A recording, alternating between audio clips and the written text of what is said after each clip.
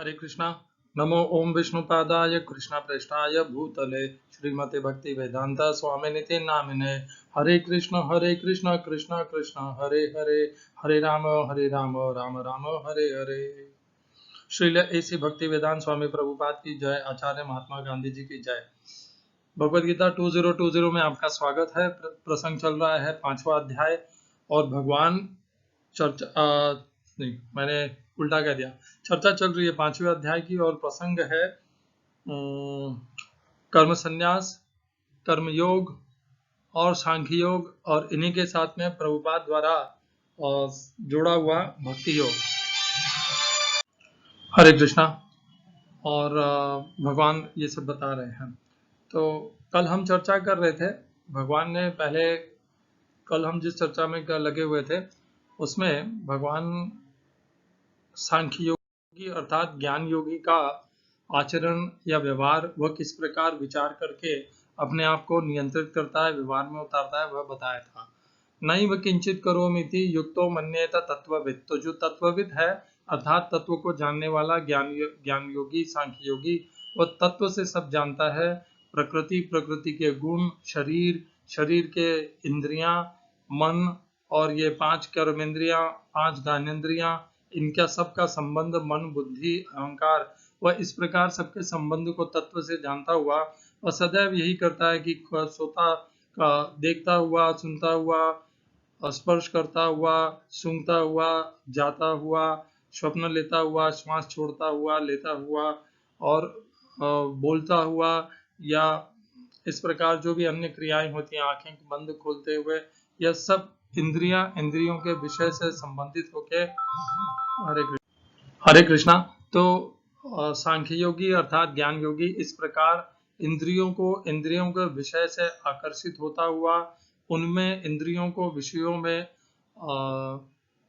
संलग्न होते करके जोड़ करके होते करते हुए इन क्रियाओं को देखता है और अपने आप को जीवात्म स्वरूप को इनसे पृथक जानता हुआ इस प्रकार वह व्यवहार करता है। अब भगवान अगले श्लोक में 10वें श्लोक में पुनः 7वें श्लोक में भगवान ने पहले भी हमें कर्मयोगी के विषय में बताया था। योग युक्तो विशुद्धात्मा विजितात्मा जितेंद्रिय सर्वभूतात्म भूतात्मा कुर्वन् अपि न लिप्यते। कर्म करता हुआ भी वह कभी बंधता नहीं है, उनके बंधन में नहीं आता है। और ये बीच में भगवान ने 8वें 9वें श्लोक में सांख्य योगी ज्ञान योगी के विषय में बताया था। अब भगवान पुनः हमें कर्मयोगी के विषय में बताएंगे। कर्मयोगी का अभी जो भगवान बता रहे हैं 5वें अध्याय के 10वें श्लोक में, इसकी चर्चा बाद में करेंगे। पहले श्लोक पढ़ लेते हैं। ब्रह्मण्या आधाय कर्माणि संगम त्यक्त्वा करोति यः लिप्यते न स पापेन पद्मपत्र इवाम्भसा। ब्रह्मण्याधाय कर्माणि संगम त्यक्त्वा करोति यः लिप्यते न स पापेन पद्मपत्र इवाम्भसा। हिंदी अनुवाद गीता यथारूप श्रील प्रभुपाद। जो व्यक्ति कर्म फलों को परमेश्वर को समर्पित करके आसक्ति रहित होकर अपना कर्म करता है वह पाप कर्मों से उसी प्रकार अप्रभावित रहता है जिस प्रकार कमल पत्र जल से अस्पृश्य रहता है। English translation Gita as it is Swami Prabhupada. One who performs his duty without attachment, surrendering the results unto the Supreme God, is not affected by sinful action, as the lotus leaf is untouched by water. श्लोक में प्रयोग किए गए संस्कृत शब्दों के अर्थ हैं ब्रह्मण्य भगवान में आधाय समर्पित करके, कर्माणि कर्मों सारे कार्यों को, संगम आसक्ति त्यक्त्वा त्याग कर, करोति कर्ता जो है, जब भी कर्ता आएगा तो अर्थात वह कर्मयोगी के विषय में आ रहा है। कुर्वन् अपि न लिप्यते, तो यह 5वें अध्याय के 7वें श्लोक में था। तो वह कर्मयोगी से संबंधित होता है क्योंकि कर्म तो कर्मयोगी ही करता है। करोति यह जो, दूसरी पंक्ति लिप्यते प्रभावित होता है या उससे प्रभावित होता है, न नहीं, सह वह, पापे न पाप से, पद्म पत्र, तो बहुत फोन आ रहे हैं, हरे कृष्णा, पद्म पत्रम कमल पत्र, इव के सदृश जल के द्वारा। इस श्लोक का तात्पर्य श्रील प्रभुपाद द्वारा भगवद गीता यथारूप से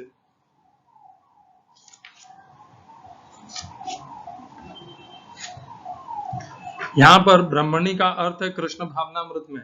यह भौतिक जगत प्रकृति के 3 गुणों की समग्र अभिव्यक्ति है, जिसे प्रधान की संज्ञा दी जाती है। मम गीता मम योनिर महद ब्रह्म से प्रकट है कि जगत की प्रत्येक वस्तु ब्रह्म की अभिव्यक्ति है, और यद्यपि कार्य भिन्न भिन्न रूप में प्रकट होते हैं, किंतु तो भी वे कारण से अभिन्न है। ईशोपनिषद में कहा गया कि सारी वस्तुएं परब्रह्म या कृष्ण से संबंधित हैं, अतएव वे केवल उन्हीं की हैं। जो यह भली भांति जानता है कि प्रत्येक वस्तु कृष्ण की है और वे ही प्रत्येक वस्तु के स्वामी है, अतः प्रत्येक वस्तु भगवान की सेवा में ही नियोजित है, उसे स्वभावतः शुभ अशुभ कर्म फलों से कोई प्रयोजन नहीं रहता। यहाँ तक कि विशेष प्रकार का कर्म संपन्न करने के लिए भगवान द्वारा प्रदत्त मनुष्य का शरीर भी कृष्ण भावनामृत में संलग्न किया जा सकता है। तब तक पाप कर्मों के कलमश से वैसे ही वह परे रहता है, जैसे कि कलमपत्र जल में रहकर भी भीगता नहीं। भगवत गीता 3:30 में भी कहते हैं, मयि सर्वाणि कर्माणि सन्न्यस्य मत्परा बुद्धि योगम उपास, संपूर्ण कर्मों को मुझे समर्पित करो। तात्पर्य यह है कि कृष्ण भावनामृत विहीन पुरुष शरीर एवं इंद्रियों को अपना स्वरूप समझकर कर्म करता है, किंतु कृष्ण भावना भावित व्यक्ति यह समझकर कर्म करता है कि यह देह कृष्ण की संपत्ति है, अतः इसे कृष्ण की सेवा में प्रवृत्त होना चाहिए। ओम अज्ञानतिमिरन्धस्य ज्ञानाञ्जनशलाकया चक्षुरुन्मीलितं येन तस्मै श्रीगुरुवे नमः। एकम शास्त्रम देवकी पुत्र गीतम, एक ही शास्त्र श्रीमद् भगवद गीता। एको देवो देवकी पुत्र एव, एक ही भगवान श्री कृष्ण। एको मंत्र तस्य नामानि यानि, एक ही मंत्र भगवान श्री कृष्ण के नाम का महामंत्र। हरे कृष्ण कृष्ण कृष्ण हरे हरे, हरे राम राम राम हरे हरे। कर्मापेकम तस्य देवस्य सेवा, अपने कर्मों के द्वारा नित्य भगवान श्री कृष्ण की सेवा करिए। हरे कृष्णा। तो बहुत बढ़िया तात्पर्य प्रभुपाद ने दे दिया है हमें। थोड़ा और इसकी विस्तार से चर्चा कर लेते हैं। ब्रह्मण्य आधाय, अर्थात हम उसे ब्रह्म समझें या भगवान श्री कृष्ण समझें, है तो सब कुछ भगवान श्री कृष्ण ही। हम उन्हें ब्रह्म के रूप में समझें, जो भी परमात्मा रूप में समझें, जैसे भी हमें स्वीकार हो।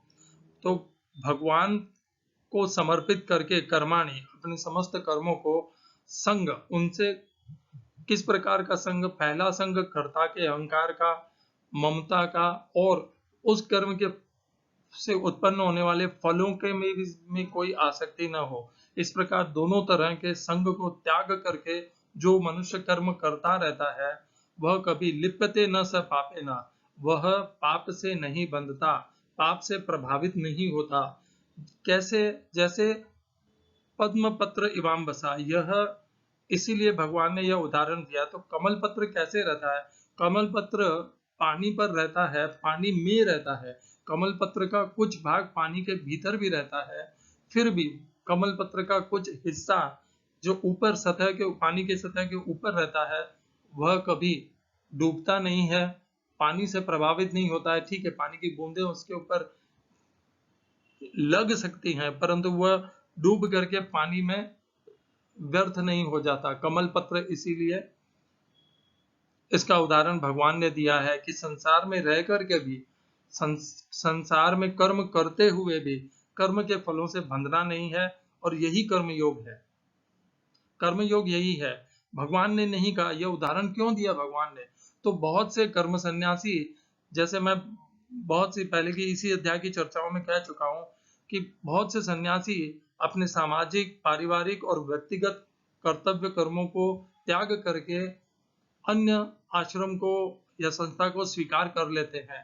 भगवान ने ऐसा नहीं कहा। भगवान ने कहा कि जैसे कमल पत्र पानी में रह करके उसमें कभी व्यर्थ नहीं होता, उसमें उसका नाश नहीं होता, उसी प्रकार इस संसार में अपने कर्तव्य कर्मों को करना है। कर्तव्य कर्मों को इस प्रकार करना है कि वे कर्म के उन कर्तव्य कर्मों के फल हमें बांध नहीं सके। यही है अध्यात्म, यही है भगवत गीता का अद्भुत और दिव्य ज्ञान, रहस्यमय ज्ञान, कि मनुष्य कर्म करके भी उनके कर्म के फलों से कैसे छूट सकता है। और जिस प्रकार जल में रह करके भी कमल पत्र गीला नहीं होता या उससे प्रभावित नहीं होता, उसी प्रकार संसार में रह करके भी जो मनुष्य कर्म के फलों को त्याग करके कर्म करता है, वह भी उस संसार में बंधनों से बंधता नहीं है। तो यह भगवान ने एक श्रेष्ठ उदाहरण दिया कर्मयोगी के लिए। यही भगवान हमें दूसरे अध्याय से सिखाते आ रहे हैं। दूसरे अध्याय में भगवान ने जहां पर कर्मयोग अर्थात बुद्धि योग का हमें ज्ञान प्रदान किया, कर्मण्येवाधिकारस्ते मा फलेषु कदाचन मा कर्मफल हेतुर्भुः मा ते संगोस्तु अकर्मणि, वहां से भगवान निरंतर हमें यही बात समझा रहे हैं कि कर्म करना है, कर्म के फलों में आसक्त नहीं होना है, कर्मों में कर्ता के अहंकार को नहीं रखना है। और इस प्रकार जब हम कर्म करेंगे तो हम भगवान को, परब्रह्म को, परम धाम को प्राप्त कर सकते हैं। बहुत सरल विधि भगवान ने हमें बताई है। कहने के लिए बहुत सरल है, परंतु हमारी जो समाज है, हमारे जो कर्म है, हमें जो अभी तक भौतिक ज्ञान मिला है, इसके अनुसार तो हम इसके विपरीत ही कर्म करते हैं। हम समस्त कर्म इसीलिए करते हैं कि हमें उन्हें फलों का लाभ मिल सके, उन कर्मों के फलों को लाभ प्राप्त करके हमारा जीवन सुखमय, ऐश्वर्यमय और इंद्रिय तृप्ति की पूर्णता को प्राप्त कर सके। परंतु भगवान ने ऐसा कहीं भी नहीं कहा कि कर्म करो इसलिए ताकि तुम्हारी इंद्रिय तृप्ति हो जाए, तुम्हें ऐश्वर्य मिले, सुख मिले। नहीं, भगवान ने कहा कर्म इसलिए करो क्योंकि कर्म करना ही तुम्हारा धर्म है। कर्मण्येवाधिकारस्ते, कर्म करो क्योंकि कर्म करना तुम्हारा अधिकार नहीं, तुम्हारा धर्म है, उत्तरदायित्व है। इस बात को जैसे ही हम समझ लेंगे कि हमने जिस प्रकार से कर्म कर रहे हैं और जिस प्रकार से करना चाहिए ये विपरीत है, और यही छूटने का मार्ग है इन कर्म के फलों के बंधन से। इस श्लोक को हम बहुत से, प्रभुपाद ने इसको तीसरे अध्याय के 30वें श्लोक से जोड़ा है। मैं इस श्लोक को और इसके रहस्य को उजागर करने के लिए हमने कुछ श्लोक कर लिए हैं और कुछ आगे हम करेंगे। उन 3-4 श्लोकों से जोड़ करके इसके रहस्य को, दिव्यता को और अच्छे से प्रमाणित और पुष्टि करना चाहता हूं इसकी। तो तीसरे अध्याय का 13वां श्लोक है, यज्ञ शिष्ट शिनस्सन्तः मुच्यन्ते सर्व किल्बिषैः भुञ्जते ते त्वगम पापाः ये पचन्तात्म कारणात्। तो जो यज्ञ के अवशिष्ट को ग्रहण करते हैं, शिष्ट अर्थात जो शेष रह जाता है, वे संत अर्थात वे मुच्यन्ते, वे सब प्रकार के पाप कर्मों से छूट जाते हैं। कौन सा यज्ञ? वह यज्ञ नहीं जो केवल अग्नि आहुति के तरह से होता है, केवल उन्हीं यज्ञों को नहीं कह रहे। भगवान ने कहा था यज्ञ यज्ञ भवति कर्म, तीसरे अध्याय के 14वें और 15वें श्लोक में, अन्नात् भवन्ति भूतानि पर्जन्यात् अन्न संभव यज्ञात् भवति पर्जन्य यज्ञ कर्मोद्भवम विद्धि। तो यज्ञ कर्म से उत्पन्न होता है, यज्ञ कर्मो भवद विद्धि। तो यज्ञ कर्म से उत्पन्न होता है, तो वह कर्म हम यज्ञ के भांति करेंगे तो हम समस्त पाप कर्मों से छूट जाएंगे। और यदि हम वैसा नहीं करेंगे, स्वयं के लाभ के हेतु, इंद्रिय तृप्ति के हेतु और ऐश्वर्य सुख के लिए करेंगे, भूंजते ते त्वगम पापा, तो हमें पाप प्राप्त होगा। ये पचंत आत्म कारणात्, स्वयं के लिए, आत्म कारणात्, अपने लिए जो करेंगे वे तो पाप ही को प्राप्त करेंगे। और यही भगवान ने यहाँ 5वें अध्याय के 10वें श्लोक में कहा। कैसे कहा भगवान ने? भगवान ने कहा ब्रह्मण्या आधाय कर्माणि संगम त्यक्त्वा करोति यः लिप्यते न स पापेन पद्मपत्र इवाम्भसा। तो मनुष्य के पास दो मार्ग हैं, या तो वह कर्मों को अनासक्त होकर के उन्हें करे कर्मयोग में या यज्ञ में, तब तो वह कर्म के बंधनों से छूट जाएगा, पाप फल से भी छूट जाएगा और मुक्त होकर के परम धाम भगवान श्री कृष्ण को प्राप्त करेगा। यह एक मार्ग है। और दूसरा मार्ग यदि वह अपनाता है कि वह कर्म को, फलों की आसक्ति को अपनी नहीं छुड़ा पाता और वह आसक्तिवश उन कर्म के फलों से अपनी इंद्रिय तृप्ति करता है, अपने सुख ऐश्वर्य को भोगता है और उसी की वृद्धि के लिए, प्राप्ति के लिए यह कर्म करता है, तो वह पाप ही को प्राप्त करता है और इसीलिए वह पाप से बंध जाता है।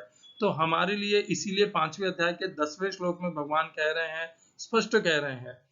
तीसरे अध्याय के 13वें श्लोक में भी कहा है भगवान ने, और 5वें अध्याय में भी वही कर रहे हैं भगवान। ब्रह्मण्या आधाय कर्माणि संगम त्यक्त्वा करोति यः। क्या करना है हमें? अपने कर्मों को का संग त्याग करके उन कर्मों को करना है। भगवान ने ये नहीं कहा कर्म संन्यास कर लो, कर्म संन्यास ले लो। तो अर्जुन यही चाहते थे कि वे कर्म संन्यास ले ले, परंतु भगवान इस श्लोक के माध्यम से अर्जुन को बता रहे हैं कि कर्म संन्यास लेना यह उचित व्यवहार नहीं है। उचित व्यवहार है कि कर्म करो, परंतु कर्म के कर्ता में जो आसक्ति है उसको त्याग करके कर्म को करना है, अर्थात कर्मयोग के माध्यम से कर्म को करना है, ताकि पाप को प्राप्त नहीं होंगे। कर्म संन्यास को का मार्ग चुनने से तो पाप लगेगा, क्योंकि अपने स्वधर्म को त्यागने से पाप निश्चित रूप से लगता है। एक और श्लोक को हम जोड़ेंगे यहाँ पर, तब हमारा ये श्लोक और पूरा हो जाएगा। वह भी तीसरे अध्याय का है, तीसरे अध्याय का 37वां श्लोक। काम एष क्रोध एष रजोगुण समुद्भव महाशनो महापापमा विद्येन्मिह वैरिणम्। तो हमारे भीतर जो कामनाएं होती है, जो रजोगुण से उत्पन्न होती हैं, ये सब इतनी प्रज्वलित और प्रज्वलंत होती है, ये हमें नित्य पाप कराती है, और यही हमारे सबसे बड़े दुश्मन है। तो कामनाएं हमारे भीतर रहती हैं, और कामनाओं के प्रभावित और उनके वशीभूत होकर के जब हम कर्म करते हैं तो वह हमारे लिए पाप कर्म बन जाते हैं। और यही जब हम कामनाओं को त्याग करके उनसे स्वतंत्र होकर के यज्ञ के निमित्त या कर्मयोग के निमित्त आसक्ति को त्याग करके जब कर्म करते हैं, तो वह हमारी वह कर्म हमें पाप से बांधते नहीं है, और हम मुक्त हो जाते हैं कर्म के बंधनों से, और ब्रह्म परम धाम को प्राप्त कर लेते हैं। और इसी से संबंधित एक और श्लोक पूरा गीता के समाप्ति के आसपास भगवान 18वें अध्याय में पुनः इस बात को छेड़ते हैं, क्योंकि अर्जुन 18वें अध्याय के प्रारंभ में पहले श्लोक में पुनः पूछते हैं भगवान को कि संन्यासस्य महाबाहो तत्त्वम् इच्छामि वेदितुम् त्यागस्य ऋषिकेशः पृथक् केशिनी शूदना। मैं संन्यास और हरे कृष्णा। हाँ, तो भगवान बताते हैं हमें कि कैसे हमें छूटना है।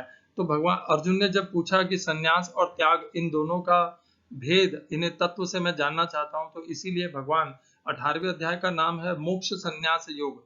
तो इसीलिए कैसे इस संसार से हम मुक्त हो सकते हैं, अपने कर्म के बंधनों से मुक्त हो सकते हैं, वह मार्ग भगवान यहाँ पर बताते हैं। 18वें अध्याय के 48वें श्लोक में भगवान कहते हैं, सहजम कर्म कौन्तेय सदोषम अपि न त्यजेत सर्वारंभा ही दोषेण धूमे नाग्निरी वाव्रताः। अर्थात सहजम कर्म कौन्तेय, मनुष्य कर्म के साथ ही उत्पन्न हुआ है। मनुष्य को कुछ न कुछ कर्म तो करने ही हैं सदैव, और वे सारे कर्मों में कुछ न कुछ दोष तो है ही। सहजम कर्म कौन्तेय सदोषम अपि न त्यजेत, अर्थात कर्म के साथ दोष तो जुड़ा हुआ ही है। सहजम, कर्म के साथ ही उसके दोष भी उत्पन्न होते हैं। जब हम कर्म करते हैं तो उसके साथ उसके दोष उत्पन्न होते ही हैं, और वे दोष उत्पन्न होने के डर से हमें कर्म को त्यागना नहीं है कि मैं कर्म करूंगा तो उससे मुझे दोष लगेगा, इसलिए मैं कर्म ही नहीं करूंगा। जैसे अर्जुन सोच रहे थे कि मैं यदि महाभारत का युद्ध लड़ूंगा तो उस युद्ध में इतने भीषण लोग रक्त संहार होगा, इतने मनुष्य सैनिक वीर योद्धागण मारे जाएंगे, मेरे परिवार के जन मारे जाएंगे, और मैं प्राप्त को पाप होऊंगा। तो भगवान यही कह रहे हैं 18वें अध्याय के 48वें श्लोक में अर्जुन के लिए और हम सब के लिए कि हम कुछ भी कर्म करेंगे तो उस कर्म से कोई ना कोई दोष तो हमें लगना ही है। केवल उस दोष लगने के कारण से हमें अपने कर्मों को त्यागना नहीं चाहिए। क्या कहते हैं भगवान, सर्वारंभा ही दोषेण धूमे नाग्निरी वाव्रताः। सारे कर्म है वे दोष से जुड़े हुए ही हैं। कैसे जुड़े हुए हैं? जैसे धुआं अग्नि से जुड़ी हुई है। जब हम अग्नि प्रज्वलित करते हैं तो धुआं निश्चित उत्पन्न होती है, वैसे ही जब हम कर्म करते हैं तो दोष तो उत्पन्न होंगे ही। परंतु यह जान के भी भगवान क्या कहते हैं, कर्म करना नहीं त्यागना है। कर्म संन्यास को भगवान पूरी भगवत गीता में कहीं भी उसे उचित नहीं ठहराते। और यहाँ पर भगवान ने जो बताया कि इस श्लोक में कि हम कुछ भी कर्म करेंगे तो उस कर्म से जो दोष सदैव जुड़ा हुआ है, पहली पंक्ति में कहा, और दूसरे की पंक्ति में कहा कि जो भी हम कर्म करेंगे उससे दोष तो प्राप्त होगा ही, उत्पन्न होगा ही, जैसे अग्नि प्रज्वलित करने से धुआं उत्पन्न होती ही है। और इसका जो उपाय है, इसका जो साधन है कि कैसे इस दोष से बचा जाए, वह भगवान बता रहे हैं। बहुत पहले भी बता चुके हैं और अगले श्लोक में पुनः बताते हैं हमें।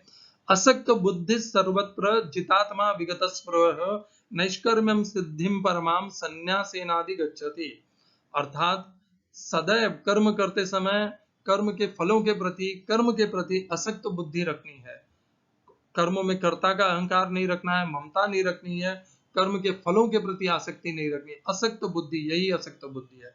असक्त बुद्धि सर्वत्र, सदैव सदैव और हर समय असक्त बुद्धि होनी चाहिए। जितात्मा, अपने कामनाओं के ऊपर पूर्णतः विजय होनी चाहिए। विगत स्पृह, किसी प्रकार की स्पृहा, आसक्ति, लालसा, इच्छाएं नहीं रहनी चाहिए। विगत स्पृह, हर प्रकार की इनसे मुक्त होना चाहिए। नैष्कर्म्यम सिद्धिम, तब क्या प्राप्त होगी? वह नैष्कर्म्य की सिद्धि प्राप्त होगी। उससे क्या होगा? परमाम, वह परम नैष्कर्म्य की सिद्धि प्राप्त होगी। संन्यासेनादि अधिगच्छति, वह संन्यास के अभ्यास द्वारा कर्मफल से मुक्ति की सर्वोच्च सिद्धि अवस्था प्राप्त कर सकता है।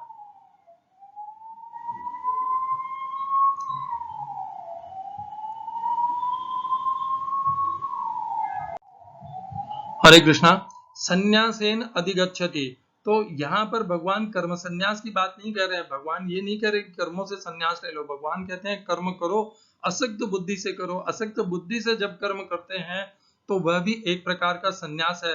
भगवान ने कहा था 18वें अध्याय के दूसरे श्लोक में, काम्यानाम कर्मणाम न्यासम संन्यासम कवयो विदुः। और भगवान ने अभी 5वें अध्याय में भी हमें कहा था यही बात कि जब मनुष्य कामनाओं को त्याग करके कर्म करता है तो वह कर्म संन्यास, वही संन्यास है, सच्चा सन्यासी वही है। और जहां पर हमने अभी 5वें अध्याय में, मैं श्लोक बताता हूँ आपको। भगवान ने कहा था यह 5वें अध्याय के तीसरे श्लोक में, ज्ञेय स नित्य सन्यासी जो न द्वेष्टि न कांक्षति निर्द्वंद्वो ही महाबाहो सुखम बंधात प्रमुच्यते। उसे तू सन्यासी ही जान जो अपने कर्म करते समय उसमें कोई इच्छा और द्वेष नहीं रखता, न कोई कामना रखता है, वह समस्त द्वंद्वों से मुक्त है। ऐसा जो कर्म योगी है वह समस्त वह सुख को प्राप्त होता है, समस्त बंधनों से मुक्त होकर के उस आध्यात्मिक सुख को प्राप्त करता है वह। तो इस प्रकार भगवान ने एक सरल उपाय बताया है। जो भी, जितने भी हम कर्म करेंगे, दोष तो उनके साथ में जुड़ा हुआ ही है। कर्म से दोष उत्पन्न होगा ही, और उस दोष से छूटने का एकमात्र उपाय जो है, केवल एक ही उपाय है और कोई उपाय नहीं है उस दोष से छूटने का, और वह है कर्म करते समय आसक्ति को त्याग करके कर्म करना है। कर्म में कोई कर्ता का अहंकार नहीं होना चाहिए, कोई ममता नहीं होनी चाहिए, और कर्म के फलों के प्रति कोई आसक्ति नहीं होनी चाहिए। यदृच्छा लाभ संतुष्ट द्वंद्वातीतो विमत्सर, जो भगवान दे दे उससे संतुष्ट रहना है, कोई इच्छा के लिए अपने कर्म नहीं करने हैं। इस प्रकार जब हम कर्म करेंगे तो हम मुक्त हो जाएंगे, पाप से नहीं बंधेंगे, पाप से प्रभावित नहीं होंगे और मुक्त रहेंगे। नैष्कर्म्य, हमें नैष्कर्म्य सिद्धि, परम नैष्कर्म्य सिद्धि प्राप्त होगी। कैसे? इस प्रकार की कामनाओं के संन्यास के योग के द्वारा। इसीलिए उसे कहा है। अब हम आ जाते हैं, ये सब हमने 4 श्लोक का अध्ययन किया था, तीसरे अध्याय का 13वां, 37वां और 18वें अध्याय का 48 और 49। अब हम आ जाते हैं हमारे आज की श्लोक संख्या पर। ब्रह्मण्याधाय कर्माणि संगम त्यक्त्वा करोति यः लिप्यते न स पापेन पद्मपत्र इवाम्बसा। तो कर्म तो करना है, कितने भी दोष हो तो भी कर्म करना है। किस तरह से कर्म करना है कि उनमें संग को त्याग करके कर्म करना है, भगवान को समर्पित करके उनके फलों को, कर्म को, कर्ता के भाव को, सब कुछ भगवान ही करता है, वही करवाता है। जैसा प्रभुपाद ने भी कहा है कि समस्त इंद्रियां भगवान की दी हुई है, यह शक्ति सामर्थ्य भगवान का दिया हुआ है, और जो कुछ भी पदार्थ सामग्री है वह उसके भी स्वामी भगवान ही है। इस प्रकार जान करके सब कुछ भगवान को समर्पित करते हुए कर्म करना है, और हमें अपने आप को एक निमित्त मात्र मान करके कर्म करना है। इस प्रकार कर्म करने से हम कभी पाप से प्रभावित नहीं होंगे। जिस प्रकार जल में रहते हुए भी, कर्म करते हुए भी कमल पत्र जल से प्रभावित नहीं होता, वैसे भी कर्म करते हुए हम भी कर्म के फलों से प्रभावित नहीं होंगे। हरे कृष्णा। श्रील ऐसी भक्ति वेदांत स्वामी प्रभुपाद की जय। आचार्य महात्मा गांधी जी की जय। इसी से संबंधित एक दो पंक्तियां मैंने रामसुखदास जी महाराज की पढ़ी थी आज इस श्लोक की चर्चा के लिए की तैयारी में, वह आपके सम्मुख प्रस्तुत कर रहा हूं। इसमें अंतर बताया है कि कैसे कर्मयोगी, ज्ञान योगी और भक्ति योगी क्या किस माध्यम से उपासना करते हैं, उनका लक्ष्य क्या होता है और कैसे वे सब एक ही हैं। बहुत अच्छी तरह से रामसुखदास जी महाराज ने कहा है। वह उसी बात की पुष्टि करता है जो हम भगवत गीता 2020 में बारंबार जो कहते हैं, संपूर्ण क्रियाओं और पदार्थों को कर्मयोगी संसार के, तो कर्मयोगी किसके लिए करता है? संसार के लिए करता है। अपने कर्म और पदार्थों को संसार के निमित्त लगा देता है। ज्ञान योगी किसके निमित्त लगाता है? प्रकृति के निमित्त, कि सब कुछ प्रकृति और प्रकृति के गुणों के द्वारा होता है, क्योंकि वह तत्व में स्थित रहता है, इसलिए वह तत्व के अनुसार प्रकृति को ही सब कुछ और कारण मान करके उसको समर्पित करता हुआ करता है। और भक्ति योगी भगवान को समर्पित करता हुआ करता है, क्योंकि वह सब कुछ भगवान के कारण उत्पन्न और भगवान के ही द्वारा स्थिति और उनका नाश जान करके सब कुछ भगवान को समर्पित करता है। तो कर्मयोगी संसार को और संसार के प्राणी मात्र को समर्पित करते हुए करता है, ज्ञान योगी प्रकृति को समर्पित करते हुए करता है, और भक्ति योगी भगवान को समर्पित करते हुए करता है। करते तीनों ही हैं, समर्पण अलग अलग पृथक पृथक भावों से करते हैं। और आगे क्या कहते हैं रामसुखदास जी की? प्रकृति और संसार, प्रकृति को समर्पित ज्ञान योगी करते हैं, संसार को समर्पित कर्मयोगी करते हैं। और प्रकृति और संसार दोनों के ही स्वामी कौन है? भगवान, क्योंकि प्रकृति भगवान के द्वारा ही उत्पन्न होती है। और मया दक्षिण प्रकृति ही सूयते स चराचरम हेतु नानेन कौन्तेय जगत परिवर्तते। मेरी अध्यक्षता में ही प्रकृति यह सब कार्य करती है। और संसार क्या है? संसार इस प्रकृति का बाहरी स्वरूप है। तो ये सब इन दोनों के, ये दोनों एक ही हैं, प्रकृति और संसार, और इनके अधिष्ठाता और स्वामी भगवान ही है। अतः मूलतः कर्मयोगी भी भगवान को ही समर्पित करता है, संसार के माध्यम से करता है। ज्ञान योगी भी भगवान को ही समर्पित करता है, प्रकृति और के माध्यम से करता है। और भक्त सीधे सीधे भगवान को समर्पित करता है। इन सब में श्रेष्ठ भगवान कर्मयोगी को, नहीं, ये कहना मेरे लिए सही नहीं है। मैं अपनी अपनी जैसे जैसे विचार होगा आप वैसे वैसे करिए। मुझे कर्मयोग ज्यादा उचित लगता है, क्योंकि भगवान ने भगवत गीता में कर्मयोग सिखाया है।